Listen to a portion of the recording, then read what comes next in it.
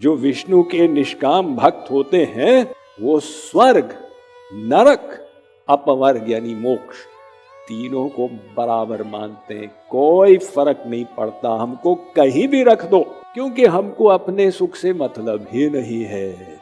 लोग तो इसी चिंता में लगे रहते, बेंगलोर रहें कि भुवनेश्वर में रहें, कि बेंगलोर रहें कि भुवनेश्वर में रहें। जो हमारे भारतीय अमेरिका जाते हैं ना, तो 50% टाइम यही चर्चा करते रहते हैं, वापस इंडिया जाएं कि यहाँ पर रहें, कि इंडिया जाएं कि यहाँ पे रहें। यानी लोग इसमें चिंतित रहते हैं, यहाँ रहें कि वहाँ रहें। और ये चिंता क्यों रहती है? क्योंकि उनका लक्ष्य है अपने सुख को कैसे मैक्सिमाइज करें। मनुष्य की बुद्धि होती है कि सब कुछ मिल गया, वो एक चीज नहीं मिली, बस उसी का चिंतन करता जाता। तो सुखी रहने का तरीका क्या है? कृपाओं का स्मरण करो तो सुखी रहोगे। लेकिन साहब वो एक कृपा नहीं हुई, अब उसको सोच के दुखी हो गए। तो भक्त लोग कहते हैं महाराज आपका चिंतन बना रहे, आपकी सेवा मिली रहे, बस हमको इतना ही चाहिए और कुछ नहीं चाहिए।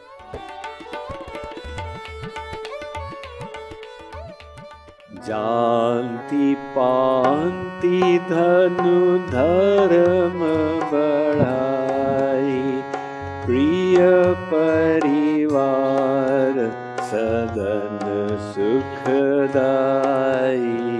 जाति पांति धनु धर्म बढ़ाई, प्रिय परिवार सदन सुखदाई। सब तजी तुम ही रही और लाई, तेहि के हृदय रहु रघुराई। सब तजी तुम ही रही और लाई, तेहि के हृदय रहु रघुराई। वाल्मीकि जी आगे बता रहे हैं महाराज, जो आपके ऐसे भक्त हों जो जाति पाति कुल धर्म ये सब त्याग देते हैं और आपकी शरण में आते हैं, सब त्यागते हुए ऐसे भक्त के आप हृदय में रहे।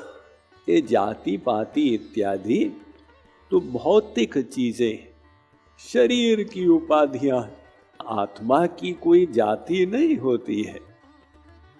ये 4 वर्ण होते हैं ना, और 4 आश्रम, ब्राह्मण क्षत्रिय वैश्य शूद्र, ब्रह्मचारी गृहस्थी वानप्रस्थी सन्यासी। कहते हैं मैं इन सब में कुछ भी नहीं हूं। तो कौन है आप? किंतु प्रोद्यन निखिल परमानंद पूर्णामृताब्धे गोपी भर्तु पद कमलयोर दास दासानुदास। जो गोपियों के स्वामी हैं, गोपीनाथ श्री कृष्ण, मैं वो श्री कृष्ण के दास का दास हूं। ये आत्मा की परिभाषा गौरांग महाप्रभु बता रहे। तो जो अपनी जाति आदि को पकड़ के चलना चाहता है महाराज, फिर उसके हृदय में मत रहे। जाति को त्यागने वाली थी शबरी। शबरी जो थी भीलनी थी, उसका विवाह निश्चित हो गया था कम आयु में ही। किसी समाज में अल्प आयु में ही लड़कियों का विवाह करा देते हैं। तो विवाह उसका निश्चित हुआ था। विवाह से एक रात्रि पहले उसने देखा कि इतने पशु काटे जा रहे हैं दावत के नाम पर। उसको बहुत दुख लगा कि मेरे विवाह के लिए ये मूक प्राणियों की हिंसा की जा रही है। घृणा भाव उत्पन्न हो गया। रात्रि में ही वहां से भाग गई और वन में ऋषि मुनियों के आश्रम थे, वहां पहुंची। उसने इच्छा की कि हमको भी कहीं आश्रम वास मिल जाए। ऋषि मुनि थोड़े कच्चे थे। उन्होंने कहा अरे तेरी कोई जाति इत्यादि नहीं, कैसे तुझे ऐसे आश्रम में रख लें? वो चोरी चोरी जो सबसे सीनियर ऋषि थे मतंग, उनकी सेवा में लग गई। अब वो जिस मार्ग से जाते थे उसको साफ करे, अपने बालों के साथ वहां पर फूल लगा दे। तो मतंग ये देखते थे और लास्ट में उनकी इच्छा हुई ये कौन चोरी चोरी सेवा करता पता तो लगाए। तो पता चला शबरी का। मतंग वयोवृद्ध थे, उन्होंने कहा अरे बेटी आ हमारे आश्रम में निवास कर, ये लोग कुछ नहीं जानते। बाकी ऋषियों ने उनको बुरा भला कहा, लेकिन मतंग को फर्क नहीं पड़ा। मतंग ने थोड़ा सा भक्ति इत्यादि सिखाया शबरी को। अब मतंग देह त्यागने जा रहे थे, क्योंकि वृद्ध तो थे ही। शबरी ने कहा गुरुजी आप चले जाएंगे, मेरा क्या होगा। मतंग ने शबरी को वरदान दिया, घबरा मत बेटी, तू मुझसे अधिक सौभाग्यशाली बनेगी। मैंने तो राम की भक्ति की, तू बस यहीं पर रह इस आश्रम में और अपनी भक्ति करती जा। राम स्वयं जब अवतार लेंगे आकर तुझे यहां दर्शन देंगे। तो शबरी वहां प्रतीक्षा करती रही। अब उस प्रतीक्षा में वो डेली अपनी कुटिया को सजाती थी। क्या कर सकती है, वहां पे थोड़े पत्ते ही तो लगा सकती है, फूल लगा सकती है। उसके पास कोई बैंक बैलेंस नहीं था, न वहां पे कोई शॉपिंग मॉल खुला हुआ था। लेकिन जो मार्ग आता था कुटिया तक उसको भी साफ कर देती थी, फूलों से सजाती थी। करते करते 40 वर्ष बीत गए। अब शबरी बूढ़ी हो गई, लेकिन उसकी श्रद्धा वो तरुण की तरुण ही रही। उसने विश्वास नहीं खोया, लो ये तो आता ही नहीं, ये शायद कभी आएंगे ही नहीं। ये भी भक्ति का एक लक्षण है, आशाबंध, विश्वास रहना, जरूर मिलेंगे भगवान। कौन सी आधार पर विश्वास, हम इतने योग्य हैं? नहीं नहीं नहीं, वो पतित पावन है, वो तो हमारे पिता हैं। उन्होंने हमको बनाया ही इसलिए है कि एक दिन हम उनकी सब संपत्ति को पा जाएं। भले टाइम लगे, देर हो सकता है, अंधेर नहीं हो सकती। तो वो पतित पावन है, इसलिए जरूर एक दिन अपनाएंगे ये विश्वास। वो शबरी में भरपूर था। कोई रुपए पैसे का धनी होता है, शबरी श्रद्धा की धनी थी। और एक दिन राम आ ही गए। तो राम जब पहुंचे, उन्होंने वहां ऋषि मुनियों के जो आश्रम थे वहां नहीं गए। उन्होंने सोचा ऋषि मुनियों ने कि ये तो आएंगे हमारे पास, और राम वो भीलनी के यहाँ चले गए। तो भगवान को जाति आदि से मतलब नहीं है। भगवान के यहाँ एक क्वालिफिकेशन देखी जाती है, भक्ति, उसके अतिरिक्त कुछ नहीं। ये सूक्ति सुधाकर में श्लोक आया है कि व्याध व रत्नाकर का कौन सा आचरण था, वो तो व्याध था। ध्रुव की कौन सी आयु थी, वो 4 साल का बच्चा था। और गजराज के पास कौन सी विद्या थी, वो तो गुरुकुल में ही नहीं गया। गजराज को पता ही नहीं मंत्रोच्चारण कैसे किया जाए। और कुब्जा के पास कौन सा सौंदर्य था, वो कुबड़ी थी। सुदामा के पास कौन सा बैंक बैलेंस था जिसके आधार पर भगवान मिले। विदुर का कौन सा वंश था, वो तो दासी पुत्र था। तो भक्त्या तुष्यति केवलम न च गुणैर भक्ति प्रियो माधव। वो माधव तो एकमात्र भक्ति से ही संतुष्ट होते हैं। राम ही केवल प्रेम पियारा, जानी लेहु जे जान निहारा। इसलिए तो सब शास्त्रों का सार यही है कि हम भगवान से प्रेम करें। तो भगवान शबरी के यहाँ पहुंचे और शबरी ने जब देखा राम आए हैं, वो तो विभोर होके स्वागत में लग गई। तो राम का हाथ पकड़ के अपनी कुटिया में ले गई, मतंग ऋषि के आश्रम। वो घास फूस से बना हुआ था आश्रम। कहाँ बिठाए? वो लकड़ी का एक स्टूल था, वहीं पर राम को बिठाया। और शबरी अब भगवान के चरणों का प्रक्षालन करने लगी, बस रोती ही चली जाए और अपने नेत्रों के जल से भगवान के चरणों को धो रही। भगवान भी बैठे हुए हैं, देखते जा रहे हैं। लास्ट में शबरी के पास कपड़ा भी नहीं था। वो तो एक कपड़ा धोती थी, एक पहनती थी। तो अपने केश के साथ राम के चरणों को पोंछा। तो राम कहते हैं, मैं तो केवल भक्ति के आधार पर ही नाता मानता हूं। कोई भक्तिहीन ब्रह्मा भी हो तो मैं उसके प्रति समदर्शी रहता हूं। इसलिए ये भक्ति मार्ग में अगर सीट मिलती है तो भक्ति के लेवल से मिलती है। इसलिए तो महाराष्ट्र में गांव की बेपढ़ी लिखी महिलाओं को प्रवेश मिल गया। शंकर जी को भी एंट्री नहीं मिल रही थी, और ये गांव की गंवारेन स्त्रियां ये पहुंच गई। क्यों? आधारशिला थी उनकी भक्ति। तो अब शबरी ने बेर खिलाए, हम सब लोग जानते हैं, और राम उसी को खा रहे हैं। लक्ष्मण जी देखते जा रहे हैं। ये मर्यादा पुरुषोत्तम है। कौन सी मर्यादा है कि एक भीलनी की कुटिया में जाकर जूठे बेर खाओ? राम ने तो तमाम सांसारिक धर्म के लेक्चर दिए हैं। लक्ष्मण जी को दिया, सीता जी को दिया, भरत को दिया, और यहां पे कौन से धर्म का पालन कर रहे हैं? राम कहते हैं, मुझे सब कुछ याद ही नहीं रहा, सब ज्ञान जीरो हो गया मेरा। आपका कैसे ज्ञान जीरो हो सकता है महाराज? आप तो सर्वज्ञ हैं। नहीं नहीं, उसके प्रेम को देखो।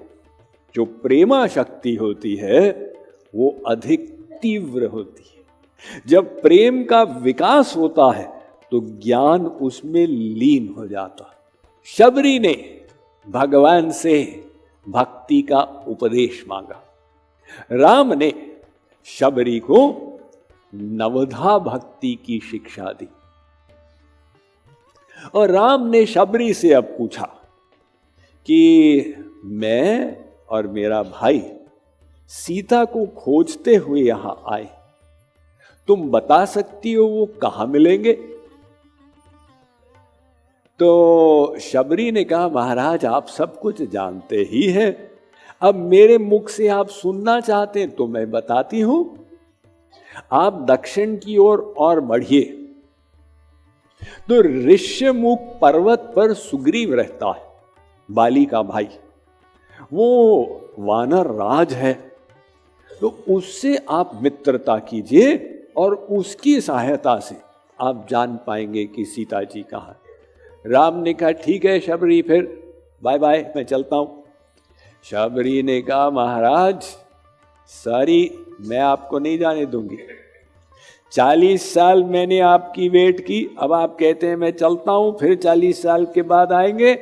इससे पहले कि आप जाएं, आप परमिशन दीजिए, मैं जाऊंगी। राम ने कहा, ठीक है तुम्हारी जैसी इच्छा। राम सदा सेवक रुचि राखी। तो राम के सामने शबरी ध्यान मुद्रा में बैठ गई और अपने शरीर से उसने योग आग्नि उत्पन्न कर दी, और योग अग्नि में उसका शरीर भस्म हो गया। यानी पार्थिव शरीर को राम के सामने नष्ट करके वो भगवान के दिव्य लोक साकेत लोक पहुंच गई। और शबरी के प्रसंग से हमको ये ज्वलंत तत्व ज्ञान प्राप्त होता है कि भगवान के क्षेत्र में जाति पाति इत्यादि का महत्व नहीं है। वाल्मीकि जी कहते हैं महाराज जो है सबको लात मार के आपकी शरण में आता है तो उसके हृदय को घर बनाइए। सरगुण रखु अपवर्गु समान, जहाँ तहाँ देख धरे धनुबाना।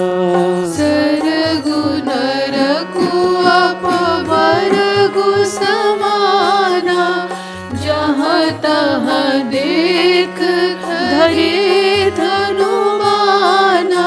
कर्म वचन मन राउर छेरा, राम करऊ तेहि केउर डेरा।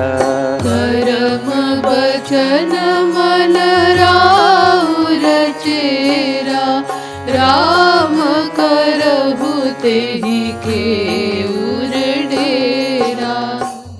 तो हम कहते हैं जो स्वर्ग नरक और अपवर्ग सबको एक समान मानते हो, ऐसे आपके भक्त। स्वर्ग नरक लोग तो इसी चिंता में लगे रहते, बेंगलोर रहें कि भुवनेश्वर में रहें, कि बेंगलोर रहें कि भुवनेश्वर में रहें। जो हमारे भारतीय अमेरिका जाते हैं ना, मुझे कोई बता रहा था पार्टी वगैरह में जाते हैं अपनी इंडियंस की, तो 50% टाइम यही चर्चा करते रहते हैं, वापस इंडिया जाएं कि यहाँ पर रहें, कि इंडिया जाएं कि यहाँ पे रहें। यानी लोग इसमें चिंतित रहते हैं, यहाँ रहें कि वहाँ रहें। और ये चिंता क्यों रहती है? क्योंकि उनका लक्ष्य है अपने सुख को कैसे मैक्सिमाइज करें। तो अगर हमारा सुख बेंगलोर में रहने से 2 यूनिट कम हो जाता है, भुवनेश्वर में 1 यूनिट ज़्यादा हो जाता है, तो फिर भुवनेश्वर में रहना चाहिए। और अगर कटक में वो 1 यूनिट और बढ़ जाता, फिर कटक में रहना चाहिए। तो भक्त लोग कहते हैं महाराज आपका चिंतन बना रहे, आपकी सेवा मिली रहे, बस हमको इतना ही चाहिए और कुछ नहीं चाहिए। भागवत का प्रसंग है चित्रकेतु। उनकी अनेक पत्नियां थी, राजा थे चित्रकेतु, तो अनेक पत्नियां, लेकिन कोई संतान नहीं। तो चित्रकेतु बहुत परेशान। अब अंगिरा ऋषि और नारद ऋषि वहां से निकले, उन्होंने दर्शन दिए राजा को। क्यों, क्या हालचाल है? चित्रकेतु ने कहा महाराज सब तो ठीक ठाक है, लेकिन वो नन्ना मुन्ना कोई नहीं आया घर। मनुष्य की बुद्धि होती है कि सब कुछ मिल गया, वो एक चीज नहीं मिली, बस उसी का चिंतन करता जाता। जैसे 32 दांत है ना, अब एक दांत यदि हिल रहा है तो जिह्वा बार बार वहीं पे जाती है। या आम थोड़ा सा अटक गया मुख में तो वहीं पर जिह्वा बार बार जाएगी, बाकी सब जगह नहीं जाएगी। तो ऐसे ही राजा है, सब कुछ मिल गया, तो सुखी रहने का तरीका क्या है? कृपाओं का स्मरण करो तो सुखी रहोगे। लेकिन साहब एक कृपा नहीं हुई, अब उसको सोच के दुखी हो रहे। चित्रकेतु को नारद जी ने आशीर्वाद दिया कि ठीक है तुम्हारे बेटा होगा, वो तुम्हारे सुख का कारण भी बनेगा और दुख का कारण भी बनेगा। यज्ञ करो और यज्ञ अवशिष्ट अपनी कोई एक रानी को खिला दो। चित्रकेतु ने ब्राह्मणों को बुला के यज्ञ कराया। यज्ञ अवशिष्ट अपनी विशेष पटरानी कृतद्युति उसको खिला दी। तो कुछ दिन के बाद कृतद्युति गर्भवती हुई। चित्रकेतु बहुत खुश, और कुछ मास निकले तो नन्ना मुन्ना बच्चा आ गया। अब चित्रकेतु के सुख का तो ठिकाना ही नहीं, वह दिन रात अपने लाडले बेटे का चिंतन करता रहता था। और उसकी जो माँ थी, सब रानियों में से कृतद्युति के प्रति चित्रकेतु की विशेष आसक्ति हो गई। परिणाम स्वरूप बाकी सब रानियां का मूड ऑफ होने लगा। पतिदेव तो हमको याद ही नहीं करते, कृतज्ञति के ही पीछे घूमते रहते हैं। ने कहा अब कुछ करना चाहिए, तो उन्होंने विष लेके और बच्चे को खिला दी, तो बच्चा मरा। जितना सुख मिला था चित्रकेतु को, उतनी ही मात्रा में अब दुख मिलने लगा। श्री महाराज जी कहते हैं, जग मह सुख दुख दो नहीं, संसार में न सुख है न दुख है। अस उर धरी ले ज्ञान, सुख माने दुख मिलत है, सुख न जगत महमान। भाई देखो, तुमको क्यों दुख मिलता है? तुम सुख मान लेते हो किसी चीज में, उसके वियोग में दुख मिलता। तो चित्रकेतु ने इतना सुख माना था बेटे में, अब उतनी ही मात्रा में उसको दुख भी हुआ। वो रोता ही जा रहा था, रोता ही जा रहा था। नारद ने कहा जाके देखते हैं क्या हाल है राजा का। तो वहां तो पूरी शोक सभा, चित्रकेतु रो रहे हैं, सभा वाले लोग, प्रजा रो रही है। नारद ने कहा क्या बात, हमने तो बताया था कि वो बेटा आपके सुख का कारण भी बनेगा, दुख का कारण भी बनेगा।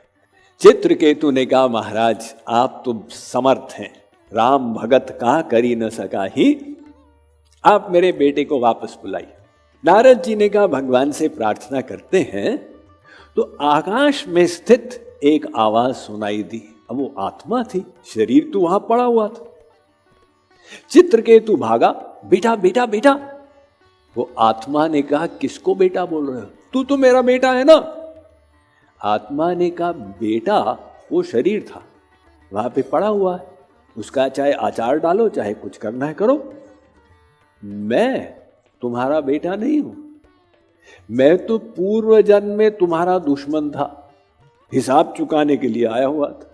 अब तुमने मुझे बेटा मान लिया, ये तुम्हारी गलती। वो आवाज को जब सुना चित्रकेतु ने, तो चित्रकेतु को वैराग्य हो। तो चित्रकेतु इतना विरक्त हुआ, उसने अपना राज्य इत्यादि छोड़ दिया और साधना करने लगा। और साधना का कमाल पूरे भागवत में एक एग्जाम्पल है कि चित्रकेतु वो मानव शरीर से गंधर्व बन गया। तो गंधर्व बन के वो आकाश मार्ग में विचरण कर रहा था। कैलाश पहुंचा एक दिन घूमते फिरते। कैलाश में उमापति, उमा सहित भव और भवानी। तो शंकर जी की मौज है, कुछ भी करे। उस दिन शंकर जी की ऐसी मौज थी, अपनी अर्धांगिनी पार्वती को वो अपने गोद में बिठाए हुए थे और ऋषि मुनि बैठे थे। तो ऋषि मुनि सोचते हैं भाई भगवान है, जैसा करना चाहे, हमारा संसारी धर्म थोड़ी उन पर लागू होता है। अपनी पत्नी को गोद में बिठा रहे हैं, हमको क्या ऑब्जेक्शन है। चित्रकेतु आ रहा था आकाश मार्ग से, वो हंसने लगा। इनको लोग महादेव बोलते हैं, इनको इतनी भी तमीज नहीं है, सबके सामने पत्नी को बिठाए हुआ है जंघा पर। तो शंकर जी ने सहन कर लिया, पार्वती ने सहन नहीं की। पार्वती ने कहा इन लोगों को भगवान ने गंधर्व बनाया हुआ है, इनके पास इतनी भी बुद्धि नहीं है कि आपका सम्मान करना चाहिए। पार्वती ने श्राप दिया, जाओ तुम राक्षस बनो। तो जब चित्रकेतु को श्राप मिला तुम राक्षस बनो, चित्रकेतु बिल्कुल भी विचलित नहीं हुए। उन्होंने कहा ये श्राप में भी मेरा ही कल्याण होगा। और वो नमन किए भव और भवानी को और वहां से चले। शिव जी ने पार्वती से कहा कि पार्वती देखा उसकी कक्षा, जो विष्णु के निष्काम भक्त होते हैं पार्वती, वो स्वर्ग, नरक, अपवर्ग यानी मोक्ष, तीनों को बराबर मानते हैं। कोई फर्क नहीं पड़ता, हमको कहीं भी रख दो, क्योंकि हमको अपने सुख से मतलब ही नहीं है। जैसा स्वर्ग वैसा नरक, चाहे एयर कंडीशन में रखो, चाहे गर्म हवा में रखो, चाहे बरसात में रखो, चाहे संसार से छुट्टी करा दो मोक्ष की। तो वही चित्रकेतु अगले जन्म में वृत्रासुर बना। और वृत्रासुर का इंद्र से युद्ध हुआ। तो वृत्रासुर को जब इंद्र ने मारा, मरते समय वृत्रासुर ने प्रार्थना की, ये भागवत की अद्भुत प्रार्थना है कि जैसे चिड़िए के घोंसले में जो चूजे होते हैं वो माता पिता के लिए व्याकुल होते हैं, हमारे लिए खाना लाएंगे, कितनी लालसा होती है वो चूजों में, ऐसे ही हे नारायण मेरा मन आपके लिए इतना व्याकुल रहे। तो पूछा परीक्षित ने कि राक्षस के अंदर ऐसी व्याकुलता कैसे पैदा हो गई। तब शुकदेव जी ने बैकग्राउंड बताया कि ये वृत्रासुर का पूर्व जन्म क्या था। तो वो जो श्लोक भागवत का है उसी के अनुसार वाल्मीकि जी भी बोल रहे हैं कि स्वर्ग अपवर्ग नरक समाना, और इसी से वैदी भक्ति और रागानुगा भक्ति का अंतर आता है। ये पॉइंट भी आवश्यक होता है समझने का। एक होती है वैदी भक्ति जहां पे नियम प्रधान है, एकादशी का पालन करो वरना पाप लगेगा, और पालन किया तो फिर पुण्य मिलेगा। यानी ये भय और लालच से जहां भक्ति में प्रवृत्ति होती वहां पर जीव वैधी भक्ति में जाता, और जहां क्या लेना देना, हमको श्याम सुंदर से प्रेम है, क्या मिलेगा क्या नहीं मिलेगा इससे फर्क नहीं पड़ता, सहज स्नेह, फिर वो जीव रागानुगा भक्ति में जाता। अगर आपका श्री कृष्ण से प्रेम है तो ये गिनते क्यों है, इतने नाम ले लिए, इतने नाम ले लिए, इतना नाम, ये तो प्रेम का अभाव हो गया। तो वैदी भक्ति और रागानुगा भक्ति के फल में बहुत बड़ा अंतर है। वैदी भक्ति से जाएंगे तो द्वारका की सीट मिलेगी, जहां श्री कृष्ण द्वारकाधीश हैं, दूर से दर्शन करते जाओ। और रागानुगा भक्ति से जाएंगे तो ब्रज रस मिलेगा, जहां उनकी भगवत्ता खत्म हो गई है। जैसे राम की भगवत्ता शबरी के सामने खत्म हो गई थी, अब वो मात्र यशोदा के लाला हैं, सखाओं के मित्र हैं, गोपियों के प्रियतम हैं। इसलिए रागानुगा भक्ति ही श्री महाराज जी की फिलॉसफी है, और यही शास्त्रों का सार है। भगवान शुद्ध प्रेम से मिलते हैं।